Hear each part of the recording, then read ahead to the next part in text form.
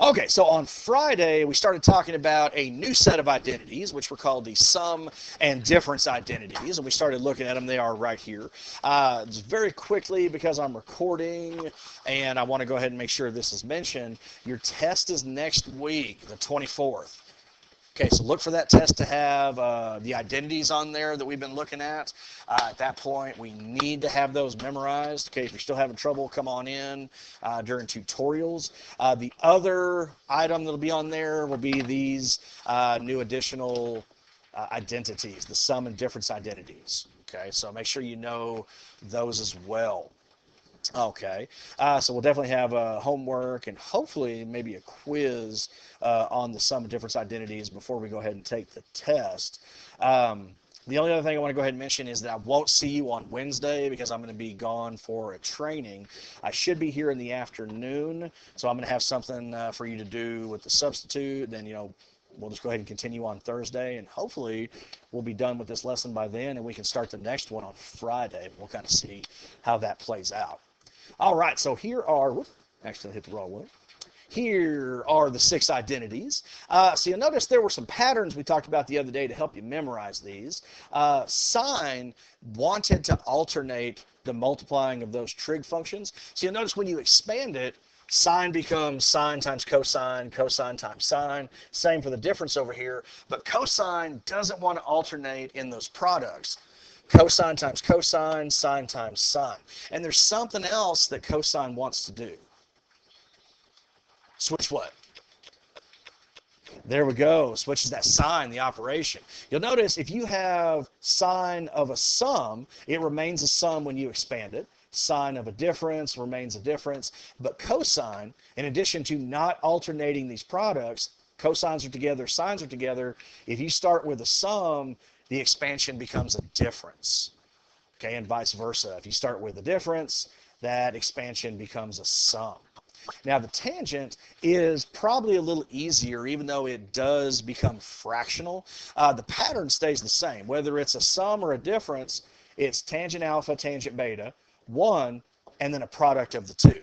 The only thing you have to really be on the lookout for is the placement of those signs. Whatever you start with, if it's a sum, the numerator is going to have the same operation, but the denominator is what's going to switch it. Okay, like over here, if I'm subtracting, we are still subtracting in the numerator, but the denominator, that's going to be our plus. Someone's know? Yeah. Okay, that's it. Hello. Okay. For us. Okay. All right. And we went through a couple of examples where we condensed them. But let's go ahead and finish up that one where we stopped on Friday. And then we'll take the last remainder of the class to go ahead and go through a derivation of proof for a particular identity.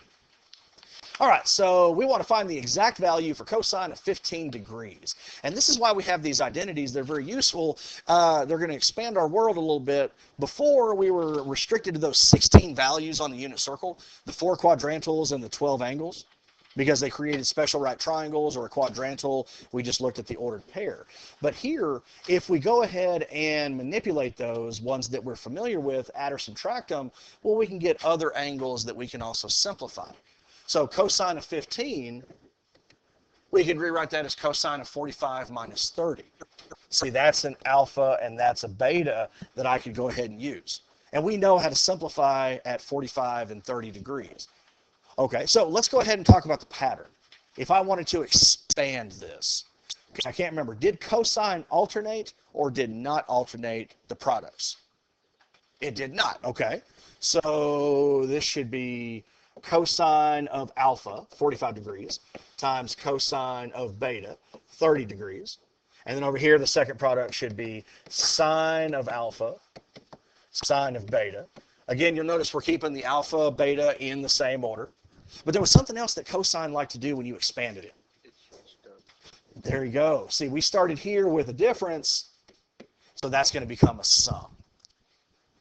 Okay. Now you'll notice I've already got a grid set up, but this section moving into trig equations, we're going to become very familiar with the unit circle if you're not already really comfortable with it. Okay, so a lot of these, like these, we should hopefully be able to do these without having to sketch the graph. Okay, now we'll sketch the graph just to make sure everybody's on the same page. But can anybody tell me what is the ratio I get if I evaluate cosine at 45 degrees?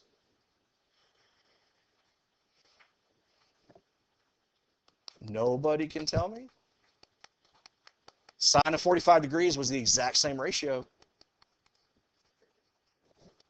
There you go, square root of 2 over 2. Okay, so let's say you didn't remember that. You can always diagram, but I want to encourage you, try to do some of these without the diagram. That's how you're going to get stronger. Okay, it's going to become easier for you. Well, 45 degrees is definitely in the first quadrant. Everybody agrees with that, right? Okay, we're on the unit circle, so the radius is 1. Okay, this is going back to our happy minutes. Now, if you don't remember that the legs are both the square root of 2 over 2, use the relationship that we have here in this triangle. The legs are always x. Well, what do I do to a leg of x length in order to get the radius? We multiply it by what? Square root of 2.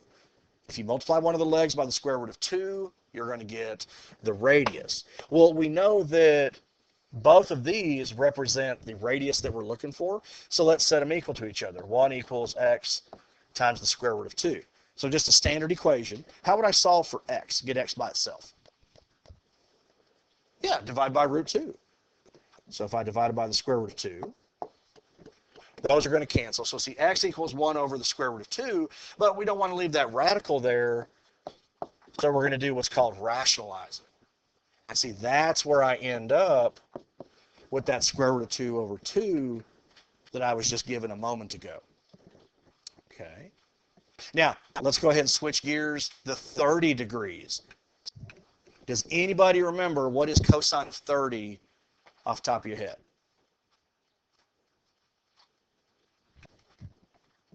Okay. Square root of 3 divided by 2. Enzo is absolutely correct. So what is sine of 30? 1/2. Very good. Okay. Again, I'm going to encourage you, the more you're familiar with those and you just know them, the easier and less time it's going to take you as you move through these problems. Okay. Well, again, let's say we diagram it. So 30 degrees is in quadrant 1. Create the right triangle by connecting it to my x-axis. Okay. Here's my 60. So again, we're on the unit circle. So let's say we don't remember the legs are square root of 3 over 2 and 1/2. The shorter leg is always across from the 30 degrees, right? So what do I do with that leg to get the other leg across from 60? We got to multiply that by the square root of 3. Okay. Well, what would I do with the shorter leg x to get the hypotenuse? It's always times 2. It's just double that. Remember, those are the relationship between the sides of your special right triangles. Okay, and we'll do this like we did before. Okay, both 2x and 1 represent the same side, so that gives me an equation. 1 equals 2x. So if I divide it through by 2, see, that's where we get the 1/2. Okay, and if x is 1/2, 1/2 times the square root of 3, that becomes the square root of 3 over 2. So you can't always work backwards from the triangle, but again, okay, I would encourage you to, I hate to use the word memorize, but, definitely know those. Okay, because cosine is always the x over the r. So square root of 3 over 2 divided by 1, there we go. Sine is always the y over the r. Okay, so I just take the ratios like we're accustomed to. So now we just go ahead and simplify. Let's see. What is the square root of 2 over 2 times square root of 3 over 2? Stephanie. Oh, very close. Not square root of 5, square root of 6. There we go. Because they're both a square root, we can multiply the radicands. Okay. And then we have this plus right here in the middle. What is the square root of 2 over 2 times 1/2? Jacob? Remember, how do we multiply fractions? Yeah, you just multiply straight across, right? Why are you stopping? No, I'm back. Oh, okay. I thought you wanted to pass. I'm good. You just got walked in and went. Yeah, I thought you Okay. Nah. All right. So Jacob, help me out. Square root of 2 over 2 times 1/2. Square root of 2 what? Oh, close. So square root of 2 times 1 is square root of 2. 2 times 2 will give me 4. Oh, dadgummit. I did that before. Sorry. Sorry, that's my fault. My fault. Did I say 4 but write 2? Or did I say 2? Did I really say 2? It's a Monday. All right. And now one last thing, because they do have the same denominator, I can just go ahead and write these together. Square root of 6 plus first square root over 4. And there we go. That should be the cosine of 15 degrees. So we've seen several examples where we've already had the rule expanded, we've condensed it, and this is the first time that we've taken the rule and we've gone and expanded it. And we'll see that quite a bit more, probably starting tomorrow. But what I want to go ahead and do now is start to prove these identities to you. Okay. Now this is going to be the biggest proof that we've seen to date. It's going to take some copying. Okay. The one thing I'm going to ask is, even if you don't understand it, that's fine. Okay. Don't give up. Right, Skylar? Why don't you go ahead and bring me that phone, sir?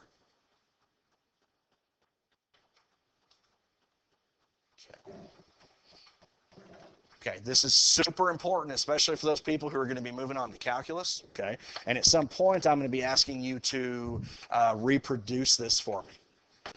Okay. All right, so this is the one I'm going to begin with, the difference identity for cosine. This should be my last step before I go ahead and say QED. Now, we're going to do this, start with a diagram here. Okay, so I'm going to go ahead and give you about a minute to sketch this someplace, if it's on the back of your notes, or if you want to put it on another sheet of paper, wherever you want to put this. Okay, but I do ask that you copy it because you will need it. Okay.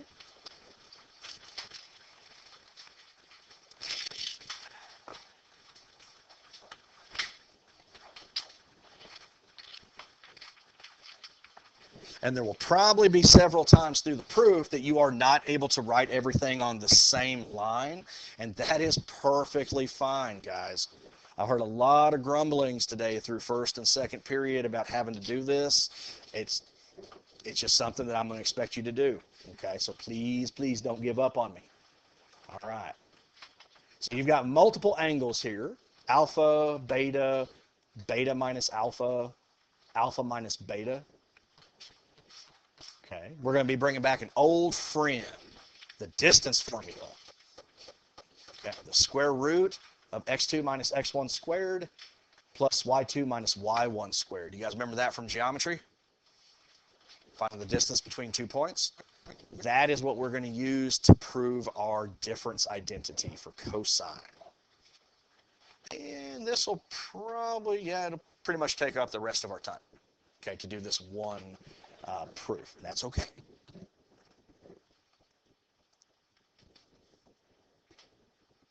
And even if you get lost along the way, that's okay. Okay, you can come in, okay, during tutorials, ask me how do we go from here to here. Okay, ask somebody else, whatever you need. Okay.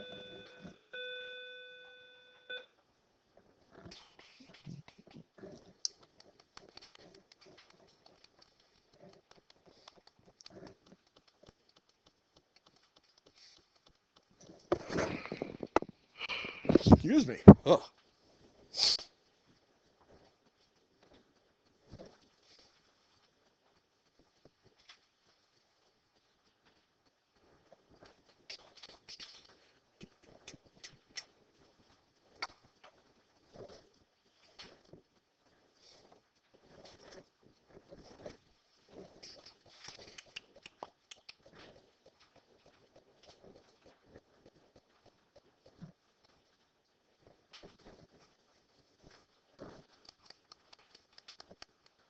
Okay, so you'll notice I've got 4 points on the circle, one of which is already labeled. Okay, so this horizontal portion right here, okay, that I'm referring to, that represents the positive x-axis. So that's standard position. And then we start rotating either counterclockwise or clockwise. Well, if you think way back to when we first started talking about trig, we've been really familiar. Hello. Satish. Okay. We've been really familiar with writing the ordered pairs in terms of cosine and sine, right? Okay. Cosine is your x value, sine is your y value. Well, we're going to go ahead and represent all these ordered pairs using this pattern. We're going to go ahead and say r cosine of x, r sine of x. Okay. Now, here's the thing. We haven't been using that r for the radius because what have we been working with? What kind of circle? Now, why is that important? What's the radius on the unit circle? It's 1, right? So if the r value is 1, 1 times cosine is just cosine. That's why we've seen them in terms of cosine, comma, sine. But the fact that we're going to go ahead and put the r in here tells me that we could possibly be dealing with the unit circle, but odds are this will apply to a circle of any size, any radius that we have. Is everybody okay with that? Now, in order to get the ordered pairs, you're going to have to use the corresponding variable to show how far we rotated. So let me show you what I mean. This point right here, okay, we only rotated alpha degrees or alpha radians, whatever alpha represents. It's an angle measure. So this ordered pair, I would go ahead and say the length of the radius times the cosine of alpha, comma, the radius times the sine of alpha.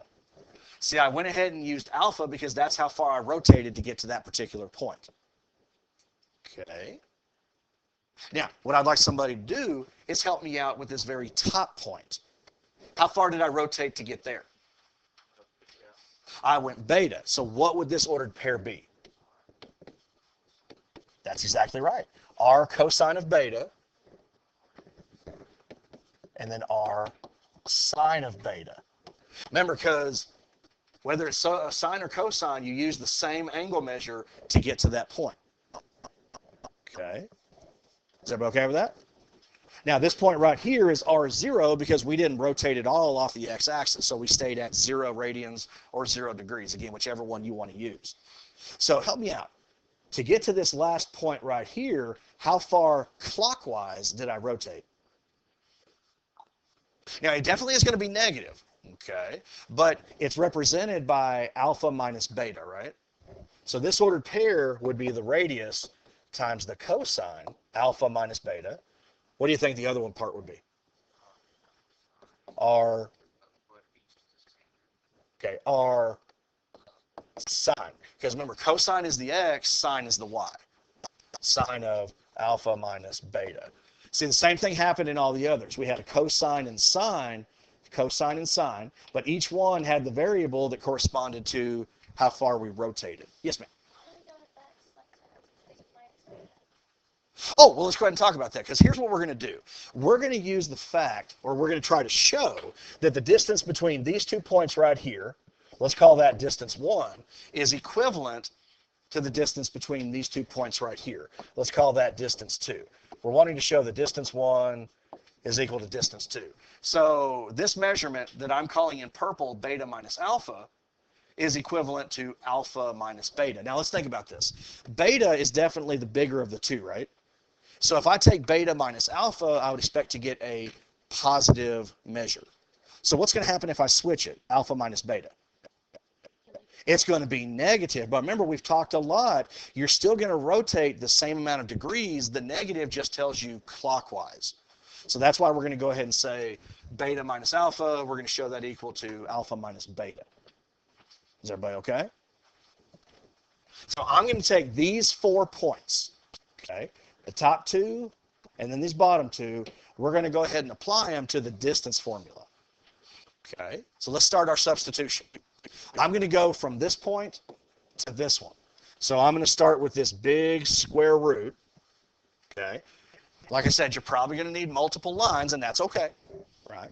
So I'm going to take the difference of the x's, and then I'm going to square them. So the first x value is r cosine beta, r cosine beta, minus the x value of the other point, r cosine alpha, squared. See, there's the difference of the x's squared. Plus, now I want to do the same thing for the y values of those ordered pairs. So it's going to be r sine of beta minus r sine of alpha squared. The difference of the x's squared plus the difference of the y's squared. Okay. So here were the x's and here were the y's. I took those two ordered pairs and I just applied it to my distance formula. Okay. Now this expression right here, that represents the distance from one point to the other. Okay, that would be beta minus alpha. So that takes care of the first distance. Now we're going to do the same thing with distance 2 and these new ordered pairs. Okay, so I'm going to put equals in red so we can always tell where the equation stops.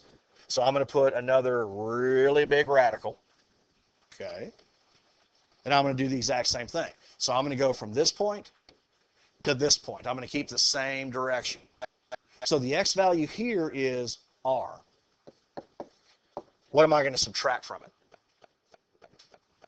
What's the x value in the other point? R cosine alpha minus beta. R cosine alpha minus beta squared plus, now I want to go from one y to the other. So this is going to be what? Okay, there you go. In fact, I am going to go ahead and write it out, show you the substitution, but the fact that one of them is 0, yeah, that one just kind of disappears, right? Okay, so that would be 0 minus r sine of alpha minus beta squared. So that right there is the second distance. So the left side of the equation is what we're calling distance 1. The right side of the equation is what we're calling distance 2. Now, hopefully, from this massive equation, we're going to end up with this guy right here. Okay.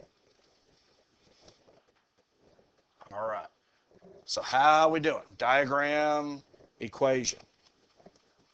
Okay, I'm just using past ideas, okay, and grouping them with what we're doing now. Okay.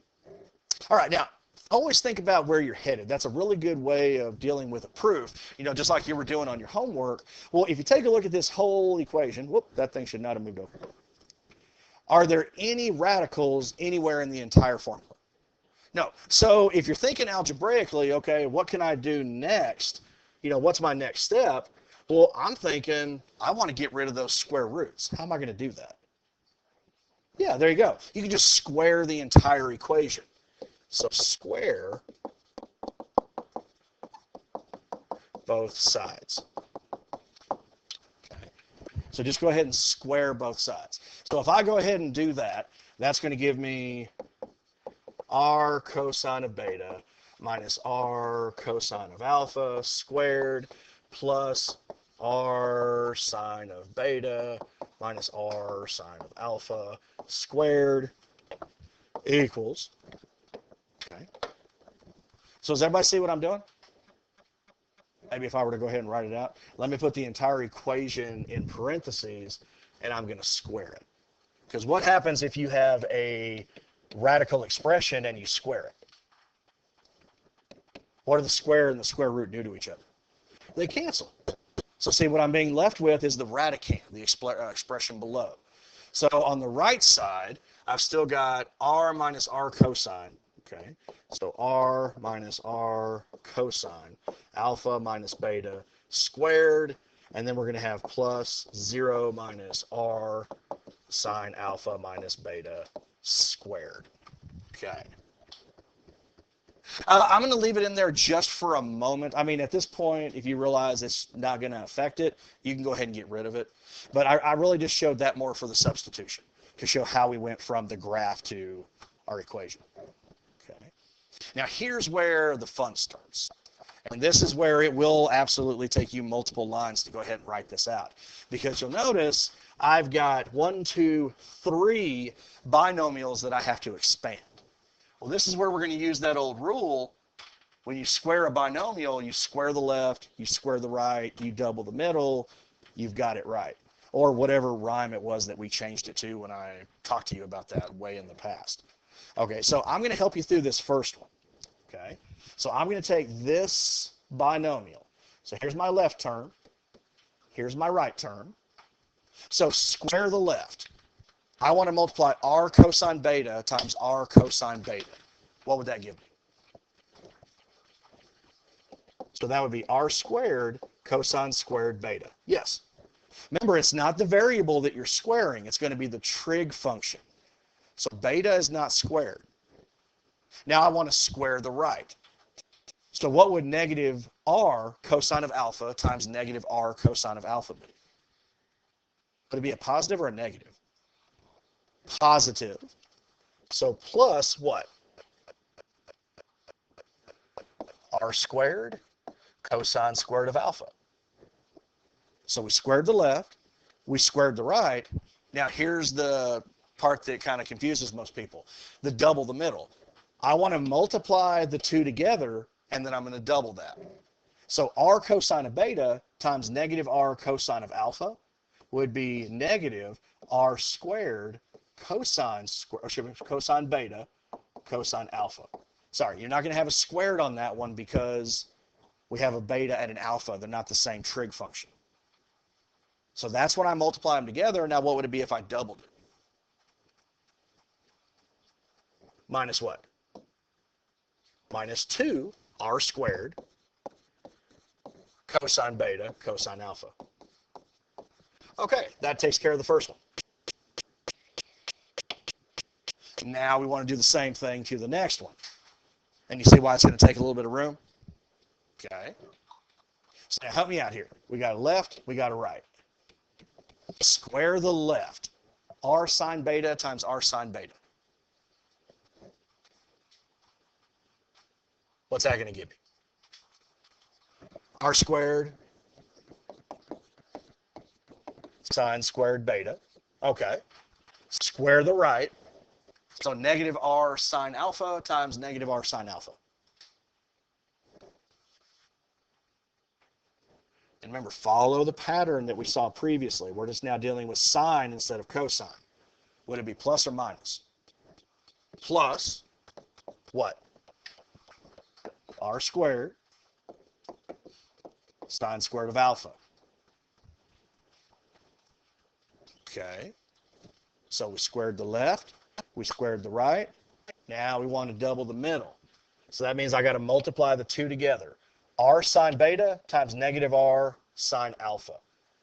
That would be negative r squared sine beta sine alpha. And then now I double that. So what would that be? Minus 2 r squared sine beta sine alpha. And that's the left side of the equation. Right now, that was the expansion of distance 1. Okay. Now, I know it's a lot of variables. It looks like a lot, but take it one step at a time. You're going to be fine. Now we're on the right side. We're past the equation. This one's going to be a little easier. So the left, what do I get if I multiply r times r? R squared. Okay. Square the right. So negative r cosine alpha minus beta times negative r cosine alpha minus beta.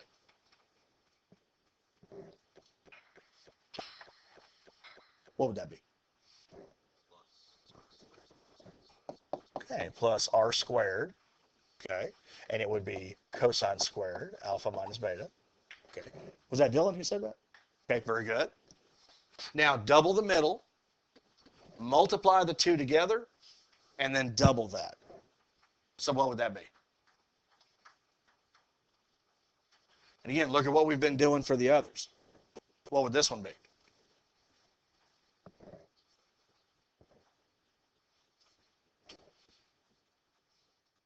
Would it be positive or negative? Let's start there. Every time we've doubled the middle, okay, it's been negative because we're subtracting. But what am I going to subtract?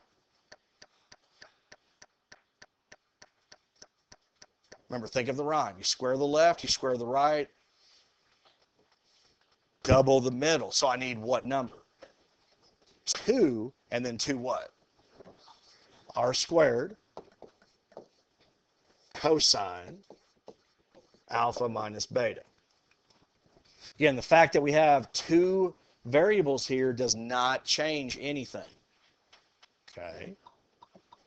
And then this last one, okay, we've talked about this, a couple of times. We don't have to square the left or even double the middle because it's 0. Okay. So all I have to do is just square the right.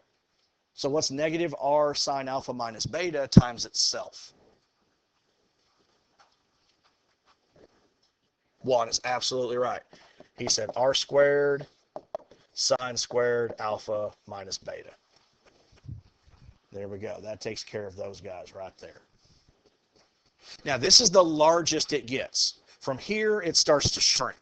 Okay? But there's a couple things I need to do. First, do you notice anything that every single term has? Every single term has an r squared. So that's my next step. I'm going to go ahead and divide by r squared. Okay, every single term. Because like this one right here, if I divided it by r squared, see, those are going to cancel. They just disappear, right? So I'm going to have cosine squared of beta plus cosine squared of alpha minus 2 cosine beta cosine alpha plus sine squared beta plus sine squared alpha minus 2 sine beta sine of alpha, and then we have equals. Now this is the only one that's actually going to show that it remains the same. What's r squared over r squared? 1. Okay, so that's where that 1 came from. Remember, we're dividing every single term by r squared. And then we're going to move on plus cosine squared alpha minus beta minus 2 cosine alpha minus beta, and then finally plus r squared. Oh, sure, we're taking out the r squareds. Sine squared alpha minus beta. Is everybody okay with that? Okay. All right. Okay, no, wait, hold on a second. Oh, I think I made a mistake. No, I'm kidding. Can you imagine if we got that far in a proof and I said, "Oh my God, I messed up." No. God. All right. Seriously, I did not mess up. I was just messing with you. Okay, but there is something we can do to go ahead and start simplifying this. We can use a particular Pythagorean identity. Do you think you know which one it is?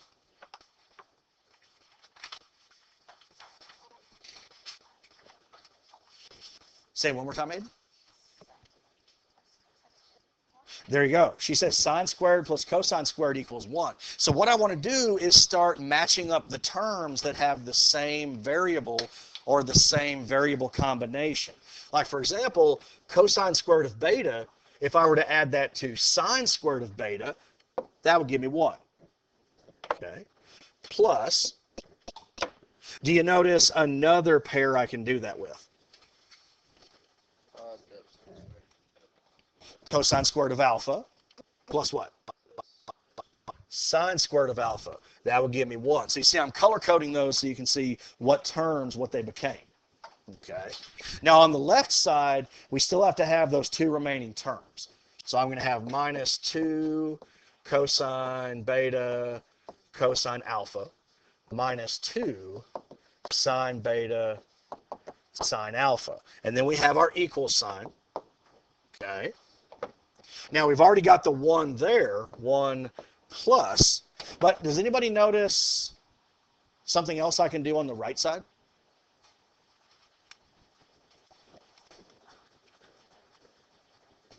Yeah, here's cosine squared of alpha minus beta. Here's sine squared of alpha minus beta. It doesn't matter that I have 2 variables, okay? They're the exact same set, so they still work with that Pythagorean identity. So those 2 together would give me another 1, and then I have that final term, minus 2 cosine of alpha minus beta. So it does get very large, but at the same time, it starts to shrink very quickly. Okay. In fact, does anybody notice what would you do next from an algebraic standpoint? You can add the ones. So that'll give me 2. This will give me 2. But what do you notice with the whole picture as far as the 2's go? Yeah, if I were to pull 1, 2 to the other side to combine it, those are just going to cancel, right? So I've got -2 cosine beta cosine alpha minus 2 sine beta sine alpha equals -2 cosine alpha minus beta. What do all 3 of these terms share now? -2. So my last step, I'm going to divide by -2. Now, if I go ahead and do that, all the -2's are going to cancel, so I'm left with cosine beta, cosine alpha, plus, because a negative divided by negative is a positive, sine beta, sine alpha equals cosine alpha minus beta. Does that look familiar? That's the cosine difference identity. Okay. All right, so that right there. Yes, sir.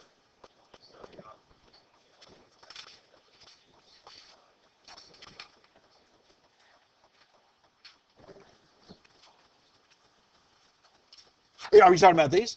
Oh, remember, they canceled. Because the 1 plus 1 gave me a 2, and then the 1 plus 1 gave me a 2. So these extra terms, if I were to move 1 to the other side, yeah, those cancel. So they're no longer there. Okay. Yeah, they're disappeared. Okay. And there you go. That is our largest proof to date. Okay. It will not be the largest that we do in the entire school year. Okay, so the thing you got to do, guys, just don't shut down when you see these. If you take it step by step, yeah, some of these are monsters, some of these can be pretty difficult, but that doesn't mean that we're not able to do them. Okay, you've got to be willing to try. Okay, all right. So when we come in tomorrow, I'll go ahead, show you a couple more proofs for a few of the other ones, and then we'll get right back into the notes. Okay. Good. Okay. So let me get rid of all this right here. Okay, so I want to get rid of. I need that left there. Here, yeah. There we go. Okay. So I got distance. There we go.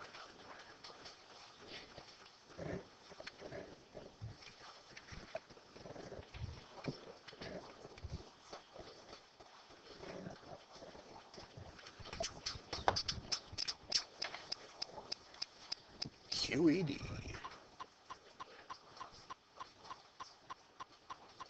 Okay, and there we go.